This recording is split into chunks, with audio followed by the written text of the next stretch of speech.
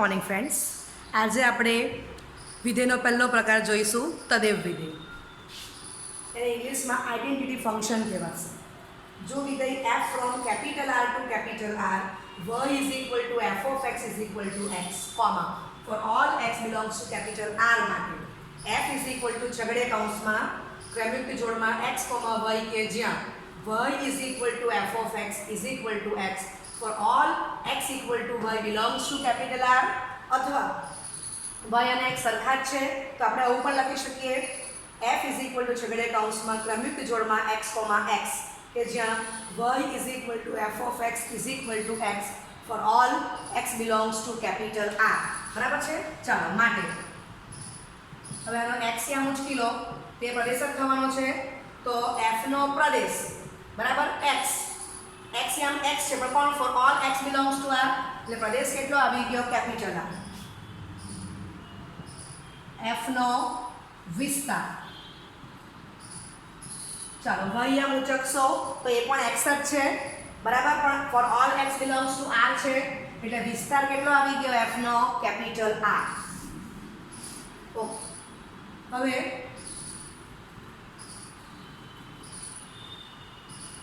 f નો સહપ્રદેશ તો એ અહીંયા આપણને આપેલો છે સહપ્રદેશ કેપિટલ આર, એ લખી દઈશું. ક્લિયર? માટે આપણને શું મળી ગયું? માટે f નો પ્રદેશ ઇઝ ઇક્વલ ટુ f નો વિસ્તાર ઇઝ ઇક્વલ ટુ f નો સહપ્રદેશ is equal to capital R. બરાબર? ઓકે, માટે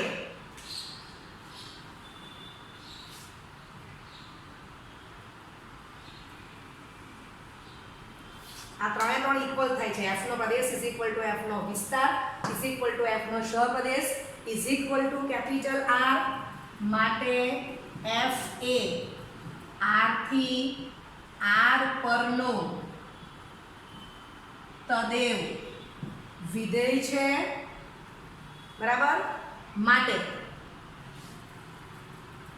f is equal two identity function પરથી I લઈશું, I સફિક્સમાં કેપિટલ R.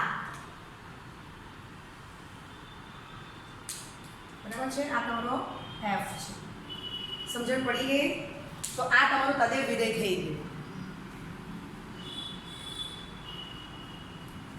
બરાબર. f is equal to I સફિક્સમાં કેપિટલ R. ફરીથી એકવાર સમજાવું છું. વિધેય f from R to R છે, y is equal to f of x is equal to x for all x belongs to capital R છે બરાબર છે. તો એને આપણે યાદી સ્વરૂપે લખી કાઢ્યું. ચાલો, f નો બેઝ R થવાનો છે, f નો વિસ્તાર પણ R જ થવાનો છે because for all x belongs to capital R. Okay, f નો સહપ્રદેશ R આપેલો જ છે તો f નો પ્રદેશ ઇઝ ઇક્વલ ટુ f નો વિસ્તાર ઇઝ ઇક્વલ ટુ f નો સહપ્રદેશ is equal to capital R. માટે f એ R થી R પરનું તદેવ વિધેય છે તો સંકેતમાં શું કહેવાશે? f is equal to the identity પરથી I ને શાના પરનું છે તો કે કેપિટલ R પરનું છે એટલે આપણે અહીંયા શું લખ્યું? I સફિક્સમાં કેપિટલ R.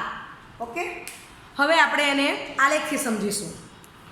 તદેવ વિધેયને આપણે આલેખથી સમજીશું તો x અક્ષ પર y m 0, y અક્ષ પર x m 0 બરાબર. એક રેખા ઊભી એક રેખા આડી 90 એંગલ બનશે. અહીંયા આ બેનું જે ઇન્ટરસેક્શન પોઈન્ટ છે કેપિટલ O ઓફ 0, 0 બરાબર છે. ઓકે, ચલો હવે આટલા ડિસ્ટન્સે હું 1 આપું તો આ બિંદુ શું થઈ ગયું? 1, 0. આ ડિસ્ટન્સે આપું છું 2, 0. આટલા ડિસ્ટન્સે ડાબી બાજુ એટલે -1, 0. ડિસ્ટન્સ તો 1 જ આવશે આટલું બરાબર, પણ ડાબી બાજુ છે એટલે પોઈન્ટ -1, 0 આવશે.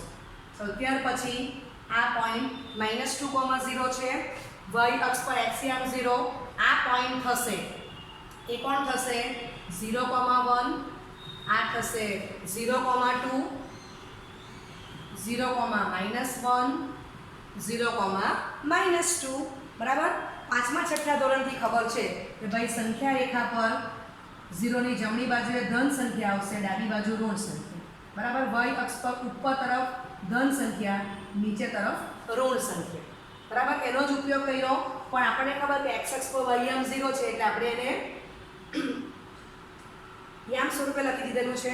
ઓકે, ચાલો હવે તમને એટલું ખબર છે. Okay, f from r to r y is equal to f of x is equal to x for all x belongs to capital R. નો આપણે આલેખ તૈયાર કરવાના છીએ. ઓકે, હવે રેખા બનવા માટે ઓછામાં ઓછા કેટલા બિંદુની જરૂર પડે? તો કે 2. ઇટ મીન્સ ઓછામાં ઓછા 2 બિંદુ એટલે 2 કે 2 કરતાં વધારે બિંદુ તમે લઈ શકો, પણ ઓછામાં ઓછા 2 થી પણ આપણને સમજ પડી જાય.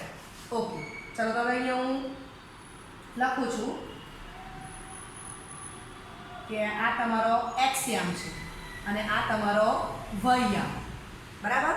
તો y યામમાં x જ છે. ચાલો તો પહેલું હું 0 લખીશ તો આ 0, 1 લખીશ તો 1 અને -1 લખીશ તો -1. બરાબર? ઓકે, ચાલો હવે એને આપણે બતાવીએ. ઓછામાં ઓછા 2 જ બિંદુ તો મેં 3 લીધા છે, 2 કે 2 કરતાં વધારેમાં. તો પહેલું આપણને ખબર પડે કે આ એક બિંદુ આવી ગયું. બીજું 1,1 તો જો કે 1,1 ક્યાં ભેગા થાય છે? અહીંયા. તો આ જે બિંદુ છે એ આવી ગયું 1,1.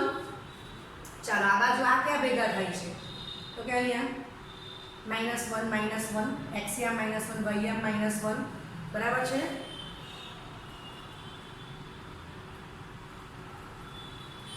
ચાલો થઈ ગયું. હવે આ બિંદુને હું a નામ આપી દઉં છું અને આને હું b નામ આપી દઉં. આ તમારું કેપિટલ O બિંદુ છે. બરાબર? તો આટલા 3 જ પોઈન્ટથી મને ખ્યાલ આવી ગયો કે રેખા ઉગમ બિંદુમાંથી પસાર થાય છે, પહેલા ચરણમાંથી અને ત્રીજા ચરણમાંથી. બરાબર છે? આ રેખા આવી ગઈ y = x. અને આપણે એ પણ શીખી ગયા છે કે આ બાજુ આ +1 આ -1 1 અને આટલું જે ડિસ્ટન્સ છે એ 1 પર લખાશે. અહીંયા બિંદુ 0, મીન્સ કે -1 છે અહીંયા. ઓકે, આ O તો આપણને ખબર છે, આના પરથી આપણે 5મા ચક્રથી શીખતા આવેલા છે કે આ x પોઝિટિવ y પોઝિટિવ. આ પોઈન્ટ છે, -1 નથી. ઓકે, ચાલો આ બાજુ ખબર પડે x negative y positive, x negative y negative, x positive y negative, anti clockwise positive direction એ આપણને ખબર જ છે. બરાબર છે? ઓકે, તો આપણને ખ્યાલ આવે કે y = x એ પહેલા ચરણ ને ત્રીજા ચરણમાં તો પસાર થવાની જ છે, પણ વધારેમાં ઉગમ બિંદુમાંથી પણ પસાર થાય છે. ઓકે, ચાલો હવે તમે જો તો આના પરથી પણ તમને ખબર પડ્યા કરે આ પોઈન્ટ તમારું -1, -1 છે. તો ખબર જ પડ્યા કરે કે x = જ y છે, x = જ y, x = જ y છે. Four all x belongs to R છે. તો f નો પ્રદેશ તે જ f નો વિસ્તાર અને તે જ f નો સહપ્રદેશ છે. બરાબર? માટે f એ કેપિટલ R થી R પરનું તદેવ વિધેય છે. માટે f = I સફિક્સમાં કેપિટલ R. બરાબર છે? ઓકે, હવે તમને આના પરથી MCQ પૂછાય તો પહેલું એમ પૂછશે કે રેખા y = x ખાલી જગ્યા વિધેય છે. રેખા y = x એ ખાલી જગ્યા વિધેય છે. તો તમને આવડે જ છે કેવું વિધેય છે? તદેવ. બરાબર છે? ઓકે, આ તમારું MCQ પહેલું થઈ ગયું. હવે MCQ બીજું પૂછું છું. MCQ બીજું, y = x નો વિસ્તાર ખાલી જગ્યા છે. તો તમને આવડે જ છે કેપિટલ R. બરાબર? એટલે કે આ તમારે યાદ રાખવાનું છે f from R to R. Okay, ઘણી વાર એની એપ્લિકેશનથી જો કહીને આપણે R લેવાનું છે. હવે હું તમને એમ કહું કે ત્રીજું f from capital A to capital A y = x નો વિસ્તાર ખાલી જગ્યા છે. તો r ને બદલે શું આવી જશે? Capital A. સમજાય છે? ઓકે, બસ આના પછી બીજું MCQ ચોથું કે f from A to A y = x નો સહપ્રદેશ ખાલી જગ્યા છે. તો પણ કેપિટલ A આવવાનું. અને F from A to A Y is equal to એક્સનો પ્રદેશ ખાલી જગ્યા છે તો પણ કેપિટલ એ આવવાનો, બરાબર છે? ઓકે. વિધેયનો બીજો પ્રકાર અચળ વિધેય, ઇંગ્લિશમાં કોન્સ્ટન્ટ ફંક્શન કહેવાશે, એ શીખીશું. જો F from capital R to capital R Y is equal to F of X is equal to C ને અચળ વિધેય કહે છે. ચાલો હવે આપણને F from R to R y is equal to f of x is equal to c for all x belongs to capital R આપી દીધેલા છે. હવે તમે આ r માંથી કોઈ પણ વેલ્યુ પસંદ કરો, ધારો કે f of 0 લે તો પણ c જ આવવાનું, f of તમે 0.1 લે r છે એટલે તો પણ એ c જ આવવાનો છે. આની વચ્ચે પાછા અસંખ્ય પોઈન્ટ આવેલા છે. f of √2 લેવ તો પણ સી આવશે, અસંખ્ય પોઈન્ટ. ચાલો એફ ઓફ -0.9 તો પણ જવાબ સી જ આવવાનો. ક્લિયર? ઉપર નીચે અસંખ્ય પોઈન્ટ આવેલા છે. આમ તમે કોઈ પણ પોઈન્ટ લેશો તો જવાબ તમને સી નો સી જ મળવાનો છે. માટે એફ નો પ્રદેશ is equal to capital R અને એફ નો વિસ્તાર ઇઝ ઇક્વલ ટુ છગડે કૌંસમાં સી જ મળશે. ક્લિયર? ચાલો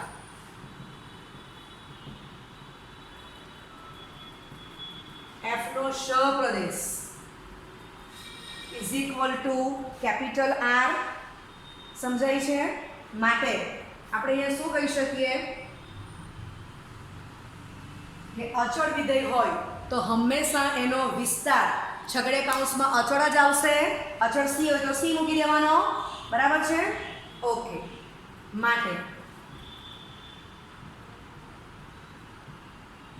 અચળ વિધેય એફ નો વિસ્તાર હંમેશા એકાકી ગણ થશે. એકાકી ગણ મીન્સ સિંગલટન સેટ. તમે જો કે એકાકી ગણમાં એક જ પોઈન્ટ છે સી. ચાલો એટલે આ તમારે એમસીક્યુ માટે યાદ રાખવાનું છે કે અચળ વિધેયનો વિસ્તાર હંમેશા એકાકી ગણ થશે, બરાબર? હવે અચળ વિધેય સી આપ્યું તો સી મૂકવાનું, માઇનસ તો માઇનસ સી મૂકી દો. અચળ વિધેયની કિંમત તમને સ્મોલ એમ આપણે તો સ્મોલ એમ મૂકી દેવાનો, બરાબર છે? Okay. F from R to R F of X is equal to C માટે એફ નો વિસ્તાર ઇઝ ઇક્વલ ટુ છગડે કૌંસમાં સી. તો આ રીતે પણ તમને એમસીક્યુ પૂછી શકાય. આ રીતે આપીને કે વિસ્તાર શું આ લખાશે, શબ્દોમાં કહેવું હોય તો એકાકી ગણ, બરાબર છે? ઓકે. ચાલો હવે આપણે ફિગરથી સમજીએ. તો તમે પોઈન્ટ જો કે કોઈ પણ x ની વેલ્યુ તમે ધન લો કે x ની વેલ્યુ ઋણ લે, તમારો જવાબ સી નો સી જ આવે છે, પણ સી ધન છે કે ઋણ એ મને ખબર નથી. તો આના માટે તમને આકૃતિ દોરી બતાવું છું. આ x અક્ષ,